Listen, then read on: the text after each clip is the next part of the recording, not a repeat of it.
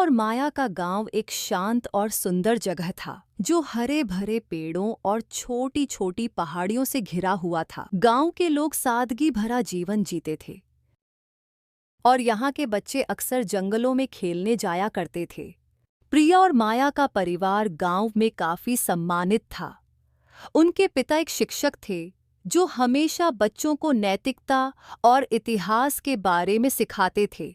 उनकी माँ एक कुशल गृहिणी थीं जो बहनों को प्यार और अनुशासन दोनों सिखाती थीं। प्रिया, जो बड़ी थी, अपने पिता की तरह गंभीर और जिम्मेदार थी।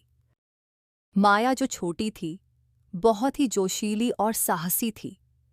उसे रहस्य और रोमांच से भरी कहानियां सुनना और नए कारनामे करना बहुत पसंद था। एक दिन जब प्रिया और माया अपने पिता के पुराने संदूक को साफ कर रही थीं, तो उन्हें एक रहस्यमयी नक्शा मिला। नक्शे पर लिखा था, इस रास्ते का अंत खजाने पर होगा।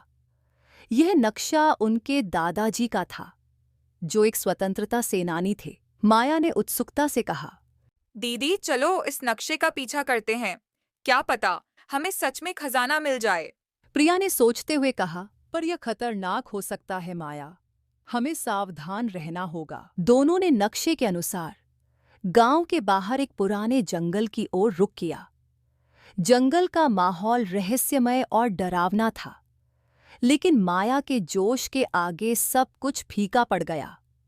रास्ते में माया ने जोश से कहा, देखो दीदी, यहाँ एक पुराना पेड़ है, शायद खजाना यहीं छुपा है। प्रिया ने गंभीर होकर कहा, रुको, पहले आसपास देख लेते हैं। जैसे ही उन्होंने पेड़ के पास खुदाई शुरू की, उन्हें एक पुराना बक्सा मिला। माया ने खुशी से चिल्लाते हुए कहा, मिल गया, यही होगा खजाना। जब उन्होंने बक्सा खोला तो अंदर से एक पुरानी डायरी और कुछ पुराने सिक्के निकले।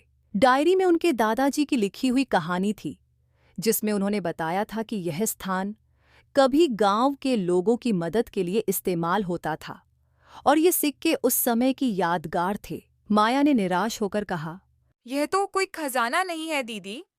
प्रिया मुस्कुराई और बोली, ये हमारे दादाजी की विरासत है माया, ये हमारे लिए सोने से भी कीमती है।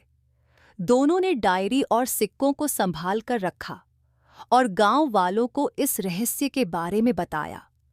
सभी ने उनकी सराहना की और उनके दादाजी की कहानी को याद किया। कहानी पसंद आई हो तो वीडियो को लाइक, शेयर, कमेंट करें और ऐसे वीडियोस के लिए चैनल को सब्सक्राइब करें। यह सब मुफ्त है।